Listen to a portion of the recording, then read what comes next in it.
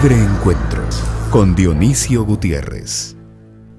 Además de la violencia que lastima cada día más a Guatemala, ahora también se le señala como el posible primer narcoestado en América. El presidente amenaza con el colapso de servicios públicos y la iglesia le acusa de falta de voluntad e incapacidad. Y como navega con esa bandera de yo no sé y yo no fui, pasan los días y el país se derrumba.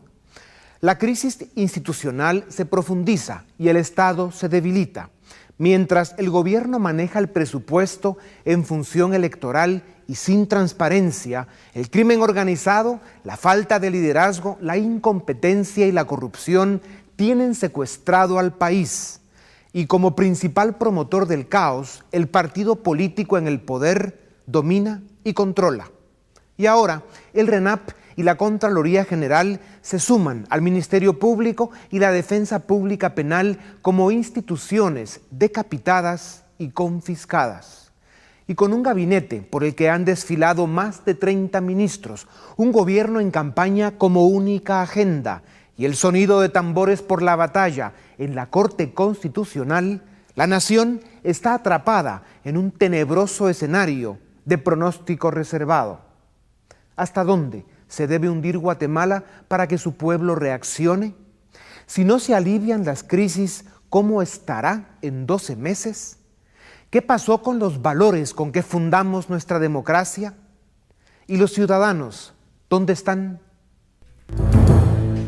Dionisio Gutiérrez recibe hoy, en la primera parte de Libre Encuentro, a un selecto grupo de invitados para analizar la posible intervención del RENAP.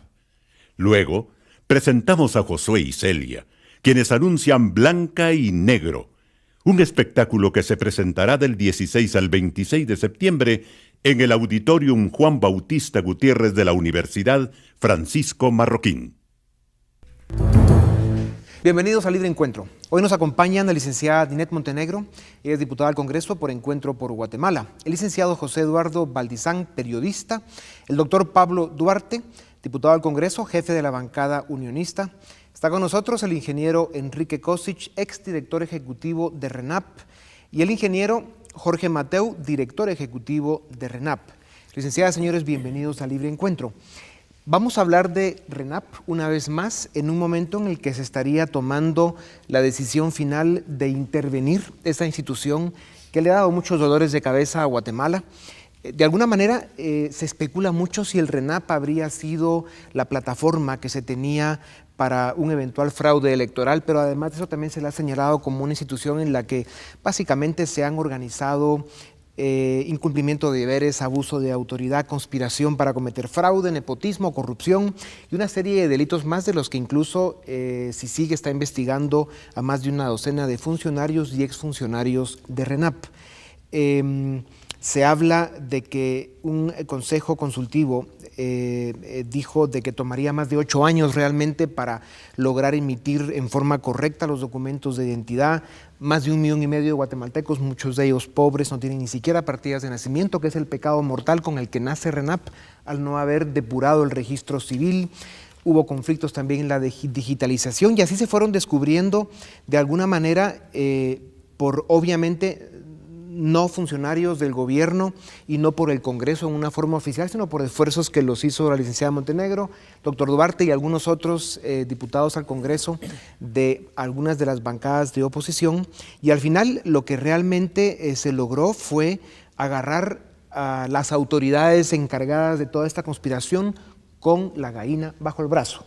Dicho de otra forma, con las manos en la masa. Y esto de alguna forma complica la discusión porque cuando es el gobierno el que sale a decir vamos a intervenir, vamos a hacer auditorías, pues lo que esto provoca es más desconfianza y una exposición más clara todavía de la enorme hipocresía que hay en nuestro país y de esos intentos cada día más claros y evidentes de que nos quieren engañar.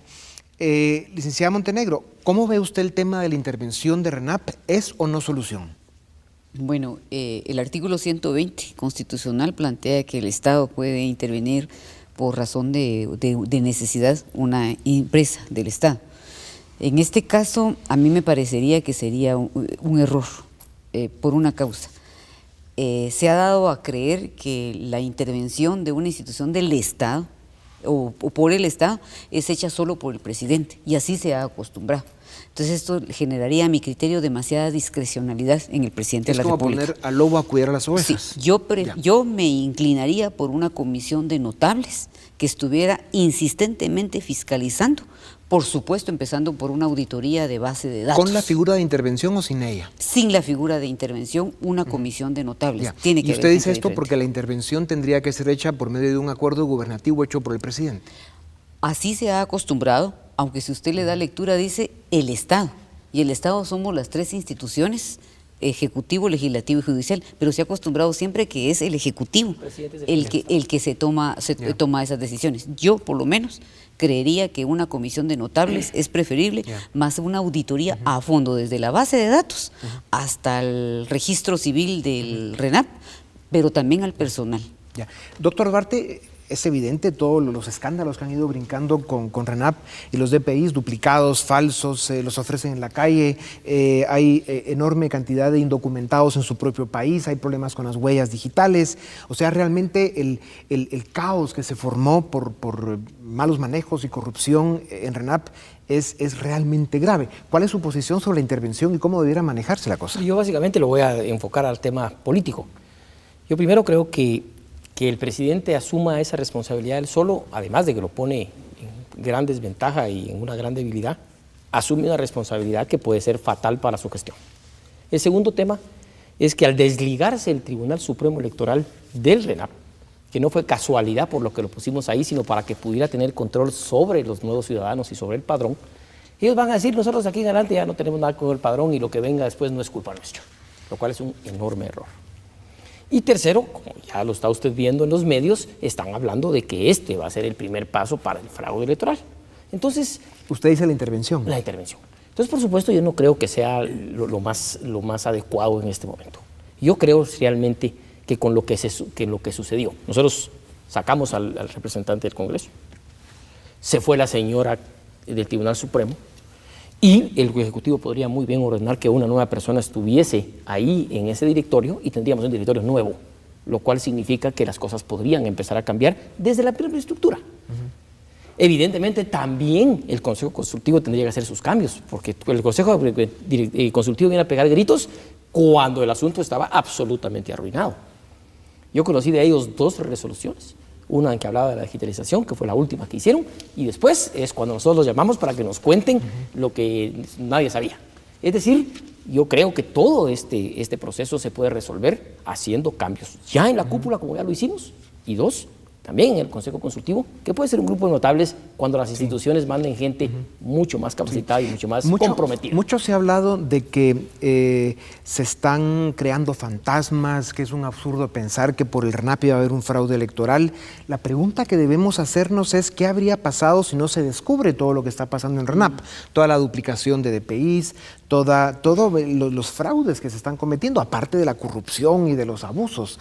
Y entonces, claro, hoy que ya se descubrió todo esto, pues se dice, no, el tema no se podría dar un fraude electoral a través de RENAP, pero ¿y si no hubiéramos descubierto todo lo que pasó? Y tal vez Elik Valdizán nos ayuda con el tema, que ha estado analizando esto desde hace ya varios meses, incluso aquí en esa tribuna.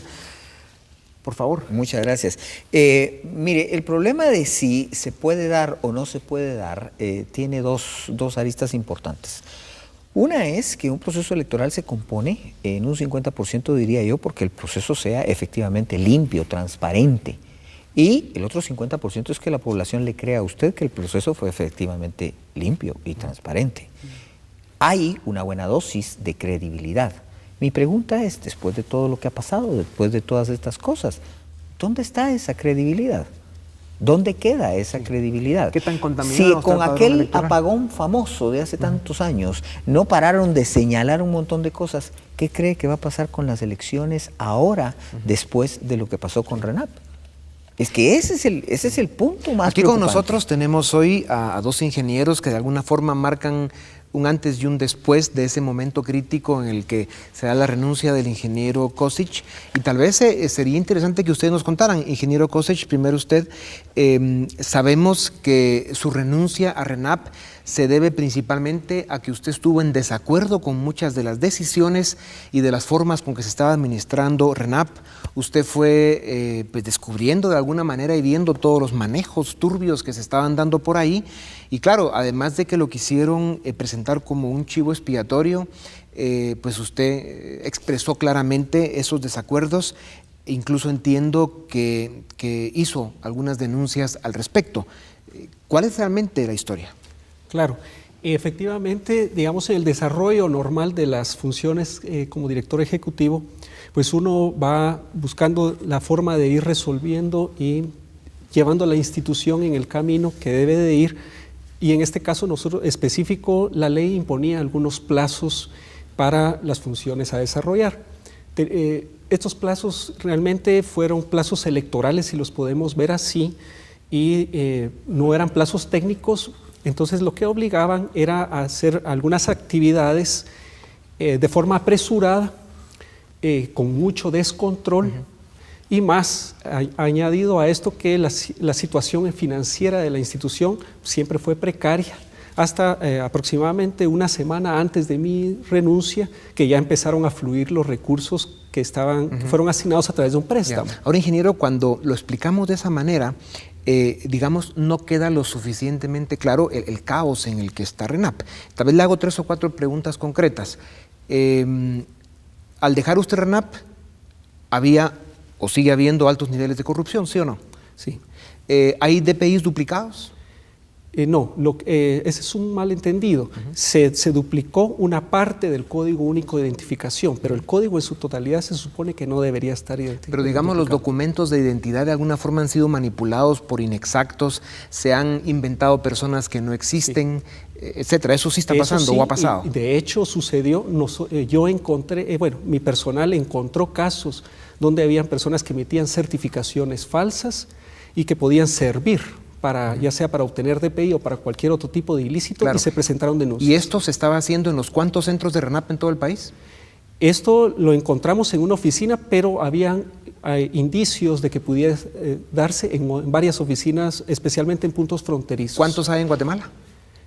Teníamos 429 oficinas. Y es que el punto es ese, con 429 oficinas de RENAP en todo el país, y estábamos hablando de que esto venía sucediendo hace varios meses, si no se hubiera descubierto toda esta conspiración, ¿cuántos DPIs fraudulentos se podrían haber llegado a producir? Pues es una cantidad, pues aún hablando de un porcentaje bajo, si habláramos de un 3 a un 5%, estamos hablando de muchos miles de documentos. Había una intención de que automáticamente los DPIs fueran empadronados, que fue otra legislación que se logró parar en el Congreso. Yo quisiera una pregunta que si me la pudiera responder de la misma forma, directa. ¿Ustedes descubrieron en algún momento que hubo penetración por parte desde fuera de RENAP hacia la base de datos computarizada de RENAP? No. La base de datos que han manoseado, por llamar las cosas por su nombre, era el padrón electoral, que es peor todavía. Y que de alguna forma ya trae contaminación de procesos electorales pasados. Tal vez para terminar con el ingeniero Košić, digamos, creo que hoy en día ya es innegable que la situación de RENAP, además de ser inaceptable, presenta una grave amenaza para la vida civil del país, porque ese documento de identidad es lo que hace a cada ciudadano ser un ciudadano de su país y por eso poder funcionar como ciudadano. Y el RENAP hoy no presenta esa confianza. Claro, como decía, del pecado original de que el registro civil no estaba saneado, es que se han encontrado miles de problemas.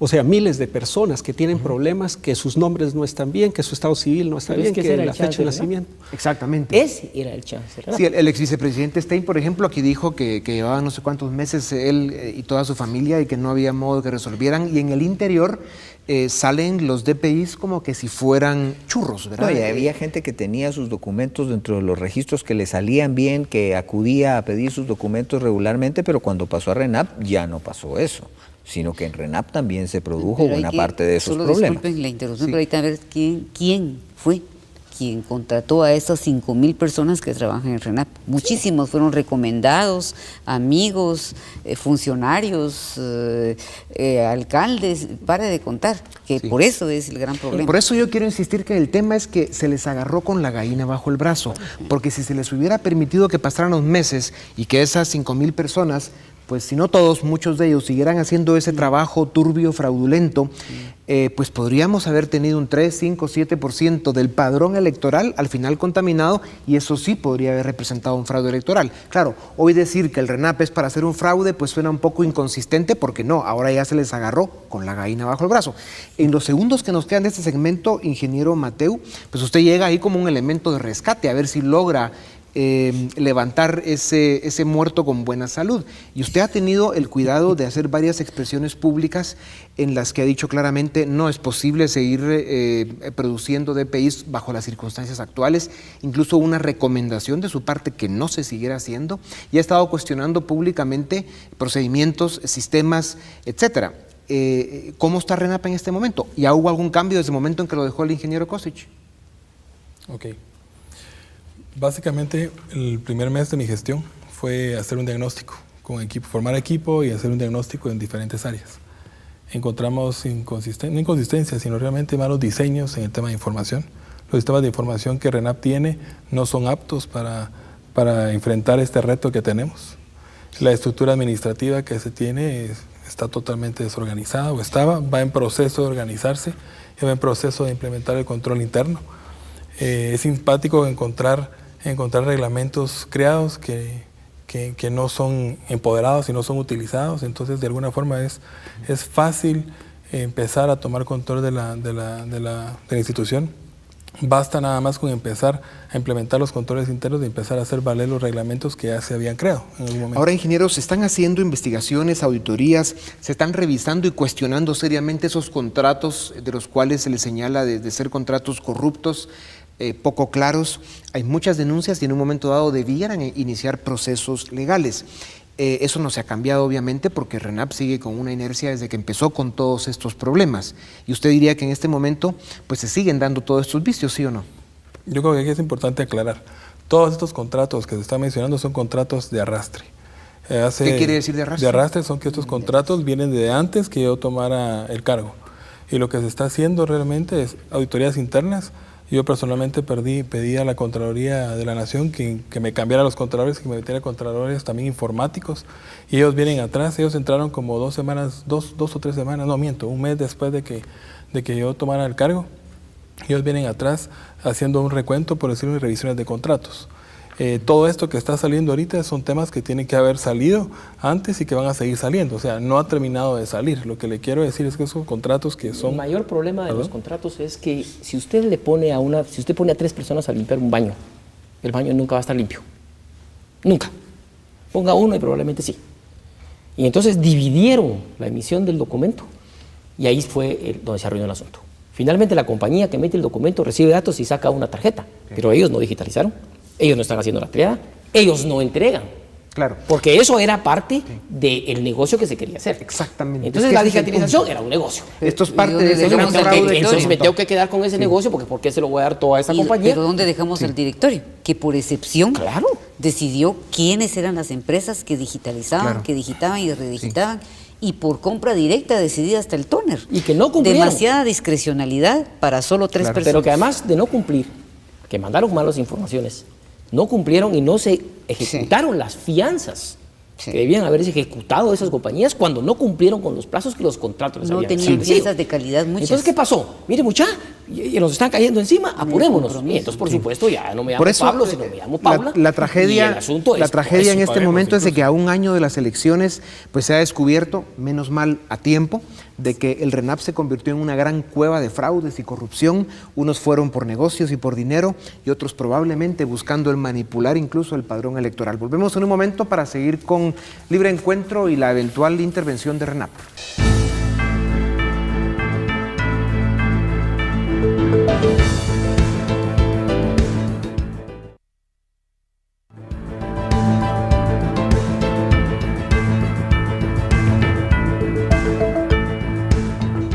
Bienvenidos, Libre Encuentro, la eventual intervención de RENAP.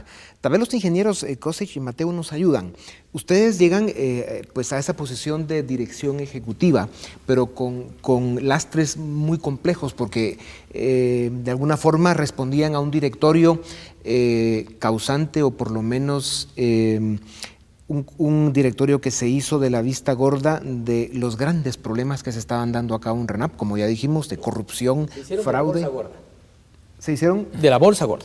También de la bolsa gorda. ¿Verdad? Porque no fue de la vista gorda. Fue de la Además bolsa de gorda. sus dietas, Además, ¿verdad? entonces, claro, para ustedes, en el caso del ingeniero Kosic antes y ahora usted, ingeniero Mateu, es una posición terriblemente comprometedora.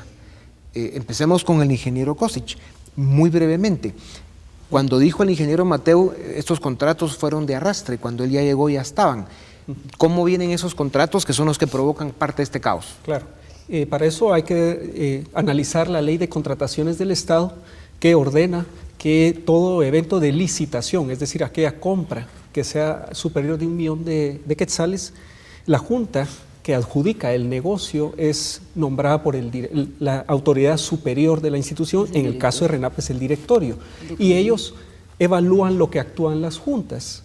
Y entonces yo ya, como director ejecutivo, en su oportunidad yo suscribía los contratos, que es lo que pasa ahora con el ingeniero Mateu, derivados de esa negociación.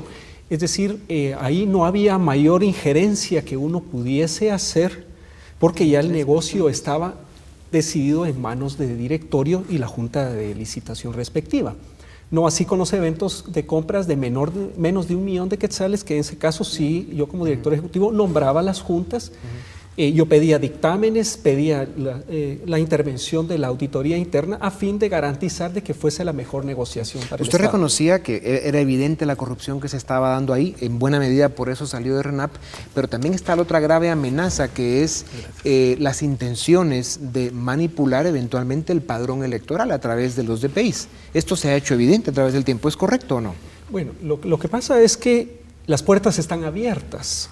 Un claro ejemplo fue el decreto 13-2010, que ya se demostró que mientras el corto tiempo que estuvo en vigencia, logró gente sacar DPI de forma anómala, según lo que se publicó.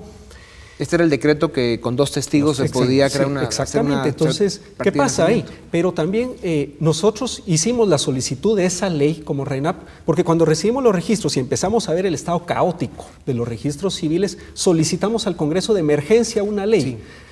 Se tardará un año, un mes en sacar la ley y sale mal. Claro. Entonces, ¿qué espera? ¿Qué puede esperar uno? Sí, es una evidente conspiración, pero lo grave de esto es de que sacan por un momento esa ley y es impresionante la eficiencia con la que con 2 testigos se llegaron a sacar DPIs fraudulentos.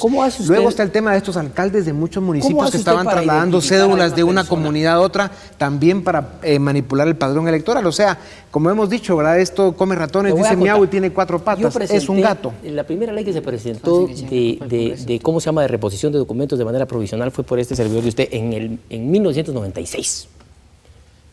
Era para que la gente, desde 1996, temporal, y están queriendo pasar ahorita otra vez una. Muy sencillo. El RENAP tenía que formar una oficina de ayuda social cerrada, que era una de las oficinas más importantes del RENAP. Nunca ha funcionado. Y esa oficina es lo que tenía que hacer, y esa es responsabilidad del RENAP, y del director ejecutivo y del directorio. Y esa oficina lo que tenía que hacer era resolverle a las personas los problemas que tenía de registro. Porque sabíamos que los registros civiles eran un desastre. Entonces yo me encuentro sin identidad, además no tengo plata para moverme, para pagar a un abogado. Entonces esa oficina era la encargada de encontrar la identidad de esa persona de la cual tiene derecho. Nunca funcionó. La escuela del RENAP. Nunca funcionó. Sí.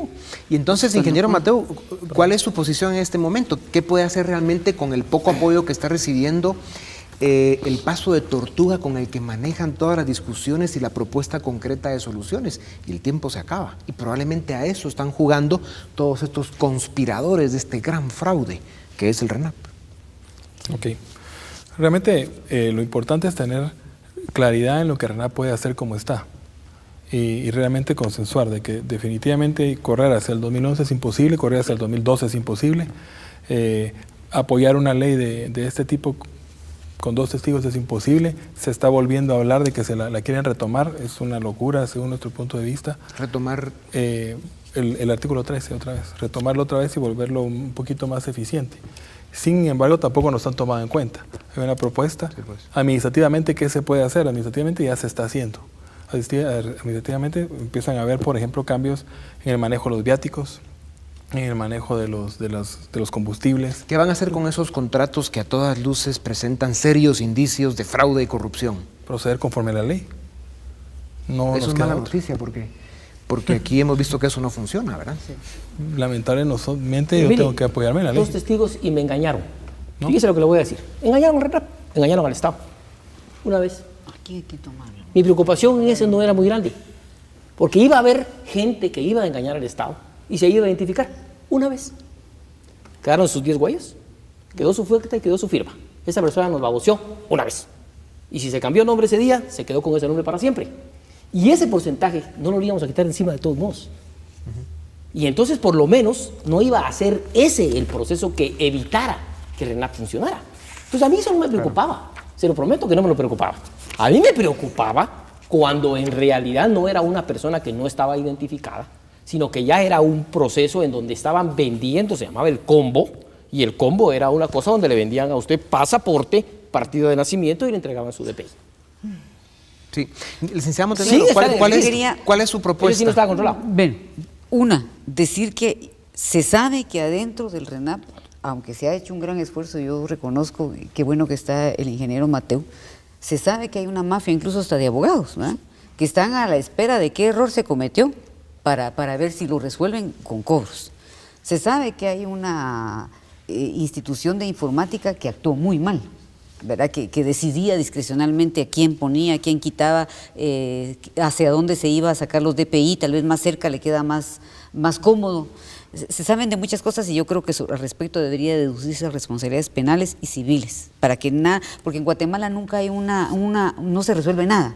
Aquí solo se destituye y no pasa nada. Yo creo que eso, y yo sé que no está de acuerdo Pablo, pero yo creo que debería nombrarse un representante del Tribunal Supremo Electoral, pero que no fuera un magistrado, porque no puede ejercer doble función. Dejemos el doble salario, que si se hace bien sería positivo, pero no puede ejercer doble función. Un ministro de Gobernación fue a la Corte, que nunca ha podido llegar. Yo tengo las actas en donde cada vez era diferente el viceministro administrativo, sí etcétera, el viceministro de no sé quién. Entonces yo propongo a futuro una reforma integral a la ley del RENAP, en donde no tenga esa decisión tan discrecional 3 personas que deciden por vida y muerte de una aquí institución yo lo tan que veo importante. de crítico en todo esto, y he quedado escuchando y viendo cuáles son las soluciones, y lo que veo es que no hay muchas soluciones. ¿No?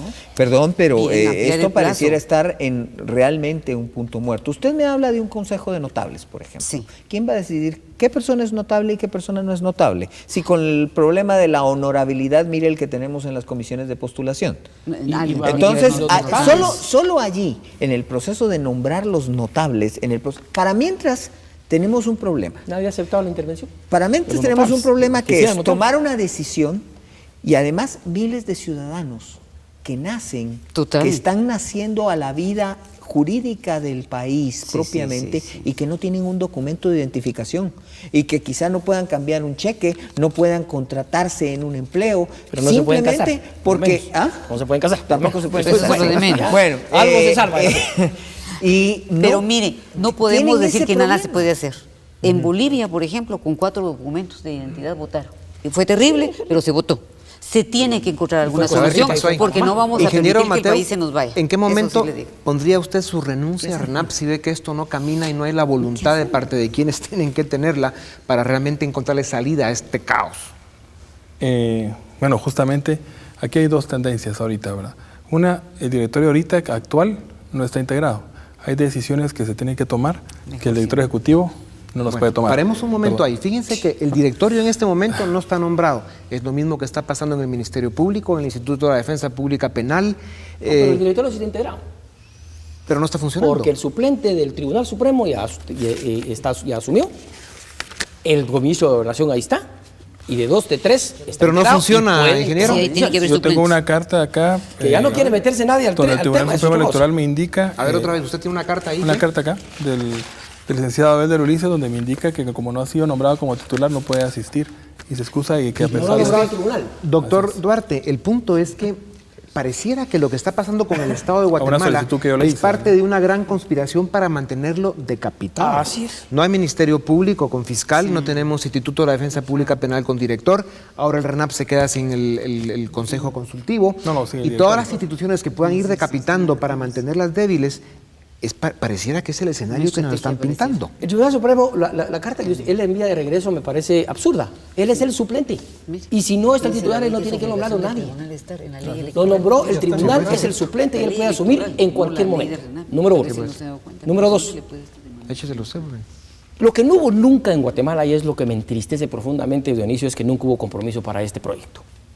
Cuando hicimos la ley con mis compañeros de la ley, ¿cómo se llama?, de la comisión, fuimos a hablar con el presidente Berger.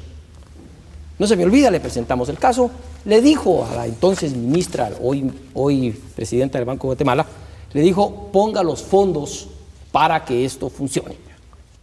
Todavía estamos esperando que la señora solo frunció el ceño y ni un centavo. Y él tampoco se interesó en el asunto. No mandó a su ministro de Gobernación como debía ser. En 2 platos le vino del norte. Precisamente Hablé por con eso- Adela Torreviarte para pedirle que se involucrara directamente cuando llegó a la gobernación. Nunca llegó a las elecciones. Hablé con José Ángel Figueroa, que en ese tiempo era el magistrado. José Ángel, métanse en esto de cara. Esto es clave para el país. Hoy le- Nadie quiso Ahora, comprometerse. hoy nos explicó diputado, esto. perdón, pero seguimos examinando el pasado y tenemos un problema del presente hoy. que la verdad no nos está dejando Hay ningún que tipo votar de la plazo. cédula, Yo creo y que a eso del no hay pasado más remedio, deberían hay de que haber, ampliar. por supuesto, investigaciones y un montón de gente presa. Eso estamos perfectamente Hay que claros. ampliar Pero el en el plazo para la interín cédula. tenemos un problema que resolver. ¿Qué es lo que se va a hacer? Y se tiene Ampliemos que el hacer de plazo para la inmediato. cédula. Y es lo que vamos a hablar en el Más siguiente remedio. segmento cuando regresemos con Libre Encuentro y la intervención de RENAP.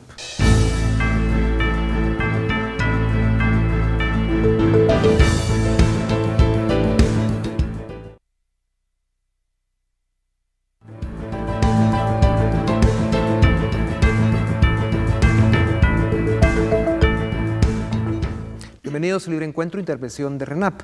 Para dar un toque positivo, en unos minutos tendremos a Josué y Celia con nosotros. Y regresemos al tema RENAP. El ingeniero Mateo, en lo que le damos unos segundos para que termine de componer las ideas, es impresionante los elementos de control que se debieron haber dado, como el Contralor General de la Nación pasó de noche también, como tantas otras cosas, cuando se montó todo este aparato de corrupción y la danza de los millones en el RENAP. Por eso, si las soluciones no se dan y no hay una voluntad férrea, yo le pregunté, ¿cuándo renuncia? Lo que le mencionaba, primero tengo que tener a quién renunciar. No tengo directorio conformado y ni siquiera tengo junta interventora visible. Este punto realmente al final es, si no hay voluntad política no hay nada que hacer ahí. ¿De quién tiene que haber voluntad política? De todos los actores. ¿Quiénes son los actores principales? Tiene que haber voluntad de los partidos políticos, tiene que haber voluntad del Ejecutivo, tiene que haber del Congreso. O sea, es presidente y diputados principalmente. Así es. No, y Tribunal Supremo, si es parte del Y director. Tribunal supuesto, Supremo, claro. Según la ley electoral. Yo Ya. siempre, abogado, saco mi cuarta, ¿verdad? Ya. Y usted dijo que ahora que usted ha estado pidiendo intervención de la Contraloría General, sí ha habido alguna actividad, no hay resultados todavía. En el caso suyo, ¿cómo fue, ingeniero Ya Cosich? hay resultados. Sí, en algunos casos se pidieron auditorías de acompañamiento, en algunos casos sí fueron atendidos, en otros pues Pero no encontraron nada importante. Qué La Acción casualidad. Ciudadana tampoco. Acción Ciudadana tuvo un contrato con ellos de un convenio y no pasó absolutamente Vamos a ver, nada. nos quedan segundos, pero tratemos de ser concretos entonces. Yo les ¿Cuál hago es la solución? Porque hay que una- encontrarla. Bueno, Lic Valdizán, échese el- evidentemente alguien tiene que intervenir en el RENAP, evidentemente tiene que ser alguien con la suficiente fuerza moral y alguien creíble ante los ojos de la población. Lo que yo no encuentro es cómo elegir a ese personaje supranación en un momento en que no creemos en nada, pero evidentemente alguien tiene que intervenir y no creo que sea el gobierno de la República, que si es incapaz para administrar lo que tiene, mucho menos va a quedarse con un problema como el que tiene el RENAP. Entonces, evidentemente tenemos que encontrar a ese alguien y el quebradero de cabeza tiene que ir dirigido a ese alguien, a ese ente que pueda tomar decisiones, pero todo esto nos indica que aquí no hay un responsable, no hay nadie que quiera decir, vamos a hacer esto. Y nadie, ningún ente, nadie se quiere hacer Sí, responsable. un país sin liderazgo y con unos niveles de desconfianza que asustan.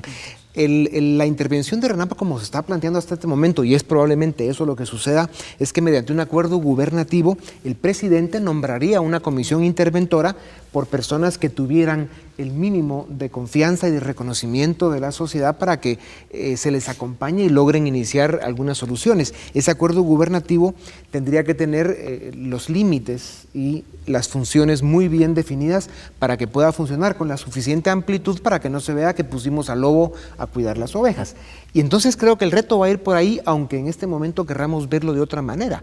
Creo que es inevitable que viene una intervención mediante un acuerdo gubernativo por medio de una comisión interventora de notables, para llamarlos de alguna manera. Yo tengo mis dudas porque yo lo sé, que a las personas que les han hablado que pudiesen tener la capacidad de hacerlo, se han negado a entrarle al camote. Bueno, tal vez hay novedades ahí. Y por otro lado, decirles que yo creo que se puede resolver este problema si llegamos al punto básico, que es saber qué está pasando. Lo que no se ha querido es hacer un diagnóstico real desde afuera, por compañías que tienen la capacidad para hacerlo y que entren a decirnos qué está pasando y qué es lo que hay que resolver. Eso es lo que la Junta Interventora tendría que definir. Y eso tiene que hacer a cortísimo plazo. O el directorio. Eso ya está pasando. Tiene que hacer. Ya está pasando. Las auditorías ya están pasando. Nosotros estamos ya por empezar. Ya tenemos OEA, comisiones de OEA, tenemos comisión de AID que empieza a definir quién va a hacer la consultoría que hacer. Todo eso va a pasar con o sin intervención. Ahora, usted dijo que cuando le preguntaron directamente sobre la renuncia, dijo que no tenía a quién renunciar. Cuando tenga usted a alguien ahí, ¿va a renunciar? Por ejemplo, si fuera una junta interventora, por ejemplo, tengo que ver el tema legal, tengo que ver también el tema de quiénes van a hacer y después cuáles son los alcances de la intervención. Sí. Lo que es claro es de que hoy por hoy el DPI famoso no va a estar listo por mucho tiempo y lo que hay a saber si es creíble o no. Ya se decidió que no es un documento que va a funcionar como único documento para poder empadronarse y votar. Y fin, estamos entrando en ese laberinto del cual también habrá que hablar mucho para hacerlo lo más transparente posible, para preservar nuestro proceso democrático. Si no, estamos en serios problemas. Seguro que habrán muchos más temas y discusiones sobre este caso, y si se da finalmente la intervención de RENAP, pues yo espero que de alguna forma podamos volver a contar con ustedes para entrar en detalle y hablar de soluciones concretas ya en función de los resultados que se produzcan a través de estas auditorías e investigaciones que están llevando a cabo. Muchísimas gracias por acompañarnos en esta oportunidad y con ustedes volvemos en un momento para seguir con Libre Encuentro.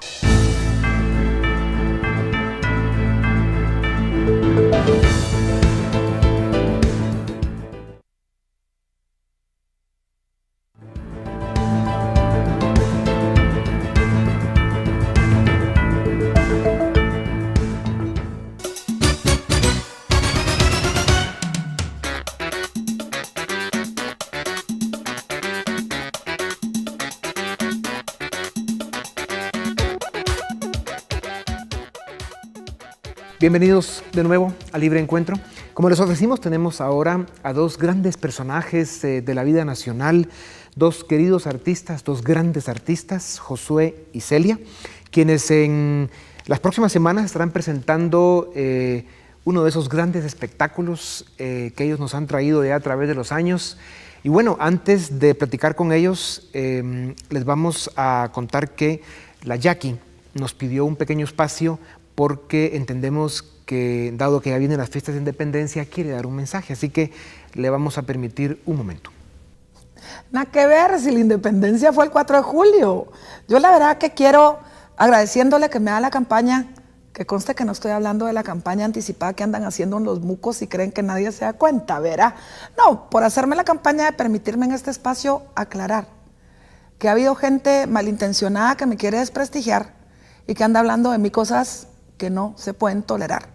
O sea, realmente me importa poco lo que la gente opine de mí, pero es como injusto, pues. ¿Por qué a quién se le ocurrió decir que yo soy elitista? Me ofende. Yo soy élite, pues. Elitistas, los mucos que se creen amigos de uno. Así que gracias por permitirme aclarar esto y voy a estar en Guate próximamente para aclararlo. A partir del 16 de septiembre. Ahí en el Teatrito El Amarro, con estos patojos que van a hacer en su show, Josué y Celia creo que se llaman. Los voy a acompañar, hay que apoyarlos, pues.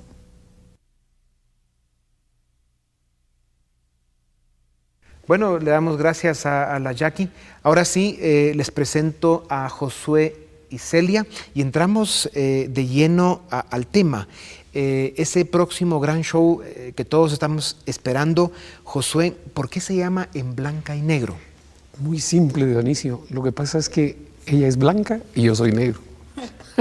Bueno, también tiene que ver con lo que consideramos que es la esencia de nuestra forma de hacer humor, que es el uso de la palabra, y la usamos en blanco y negro. Creo que llamamos a las cosas por su nombre, no nos gustan los grises. Y por ahí tal vez empezamos por el amor que tenemos por la palabra y los chistes originales que hacemos nosotros. Ya. Celia, el público espera verlos en escena, sobre todo después de 2 años de ausencia.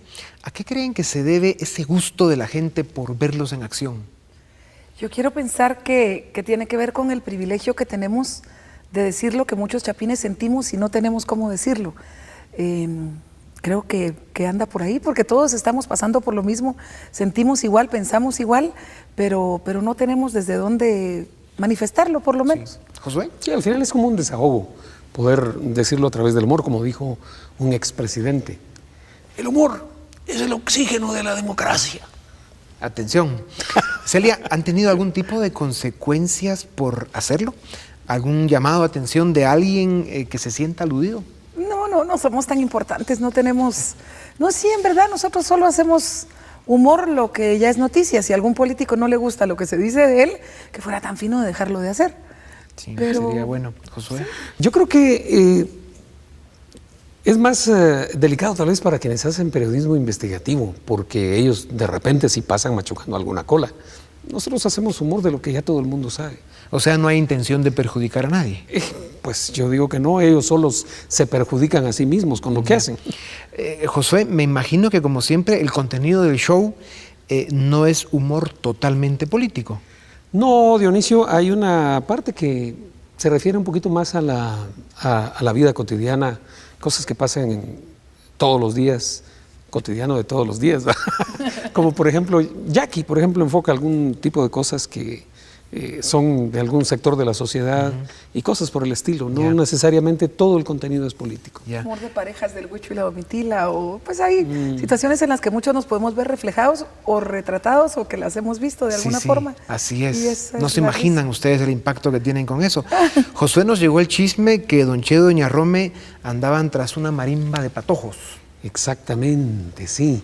Doña Rome le está pidiendo ahí a Don Cheyo desde hace rato la marimba de Chocos, ¿verdad? Entonces, bueno, se convocó a un certamen, un concurso de marimbas juveniles, era un sueño de Celia desde hace mucho tiempo, y entonces pues se llevó a cabo este concurso y nos llevamos una grata sorpresa, gratísima sorpresa, porque si hay marimbas estudiantiles, si hay patojos interesados en tocar marimba, y lo hacen muy bien. Yo como eterna enamorada de la marimba, he pensado, no que uno con una actividad lo pueda lograr, pero de alguna manera poner un granito de arena en que las nuevas generaciones tengan la dicha que les haga eco en el alma una marimba, de sentir maripositas en el corazón cuando se oye una marimba y no esperar a estar lejos de la tierra y entonces apreciar. Sí. Bueno, a mí sí me dice algo la marimba, pero creo que los patojos necesitan también oírla y tenerla y respetarla y sentirla y bailarla, porque no hay nada igual. Josué, ¿y cómo les fue en esa búsqueda? Al principio estábamos un poquito temerosos, ¿estarán todavía los patojos tocando marimba? Pero que sí, como te decía, fue una gratísima sorpresa ver jóvenes que están integrados en los institutos, que participaron, los colegios que mandaron su video y lo hacen muy bien, están tocando muy bien. Entonces es grato y bonito de repente decir, bueno, sí, hay gente joven queriendo todavía darle vida a la marimba. Entonces la marimba seleccionada va a tocar en el show de Don Chedo y Doña Rome. Exactamente, sí, se integra al espectáculo en el final del show. Doña Rome y Don Cheyo están ahí y participan juntamente con la marimba ganadora. Eso va a estar alegre, no hay que perdérselo. Y además de marimba va a haber orquesta también. Hay una orquesta de 8 músicos, pilísimas, como diríamos, muy buenos, músicos jóvenes muy bien integrados que acompañan toda la parte musical del show. Ya. Celia, siempre habían hecho el show en el Teatro Nacional. Ahora estamos viendo que el espectáculo va a ser en el Auditorio Juan Bautista Gutiérrez de la Universidad Francisco Marroquín. Hacía muchos años teníamos el sueño de estar ahí. Es un teatro pequeñito, como de la 4ª parte del Teatro Nacional, pero nos parece como más bonito el gusto de tener más cerca al público. Yo creo que es un gusto que nos estamos dando. Además, tal vez mejor no lo digo aquí, ¿verdad usted? Sí, no vaya a ser, no vaya a ser. Josué, ¿el contenido del show es totalmente nuevo? Sí, tenemos chistes nuevos, los personajes que el público ya conoce, con situaciones nuevas. Eso es lo que presentamos. Y bueno, los chistes son actualizados de lo que está pasando, de la situación que estamos viviendo. Ok. Me imagino que tú tienes algo que decir al respecto. Sí. Bueno, sí, es material completamente nuevo. Para cada show, si tiene un nombre nuevo, es porque tiene material totalmente nuevo. Y con todo lo que está pasando, apenas logramos poner un par de canciones que son como imperdonables. Sí. Me imagino que una de esas canciones será de esa señora, la Jackie, que es medio elitista y que seguramente tiene muy buen corazón, por eso apoya a estos dos chapines, ¿no? Pues seguramente sí, ella va a cantar Si yo fuera pobre en este show. Sí, qué barbaridad. Y cómo están las cosas. Pues miren, como siempre, Guatemala los espera, Guatemala los quiere, Guatemala los admira. Y como ustedes bien lo dijeron, el momento en el que traen ustedes su espectáculo este año es un momento en que Guatemala necesita ese humor, ese oxígeno de dos de los mejores y más grandes artistas que tiene América Latina, gracias a Dios, en esta tierra bendita del Quetzal. A pesar de lo lastimada y golpeada que la tienen estos ingratos, estoy seguro que ustedes van a lograr dar ese espacio, hacer ese paréntesis en el que el humor, la risa, pues bueno, a la gente que logre ver el espectáculo le dé esa posibilidad de respirar y de ver por lo menos un rato agradable. Después y los días que vienen, porque yo estoy seguro, como ha sucedido en otros años, el espectáculo de ustedes deja impactado a la gente que los ve por muchos días. Así que mucha suerte, sigan adelante y felicidades de verdad. Gracias. Gracias, Dionisio. Con ustedes regresamos la próxima semana. No se pierdan el show de Josué y Celia. Las entradas ya están a la venta en los GIT Continental. ¿Algunos seleccionados? Sí. Algunos seleccionados en la prensa y en la radio están anunciando esto. Y bueno, ni hablar, a buscarlo y a estar ahí presentes aplaudiendo a estos grandes artistas. Cuídense mucho, hasta la próxima semana. Además de la violencia que lastima cada día más a Guatemala, ahora también se le señala como el posible primer narcoestado en América. El presidente amenaza con el colapso de servicios públicos y la iglesia le acusa de falta de voluntad e incapacidad. Y como navega con esa bandera de yo no sé y yo no fui, pasan los días y el país se derrumba. La crisis institucional se profundiza y el Estado se debilita, mientras el gobierno maneja el presupuesto en función electoral y sin transparencia. El crimen organizado, la falta de liderazgo, la incompetencia y la corrupción tienen secuestrado al país. Y como principal promotor del caos, el partido político en el poder domina y controla.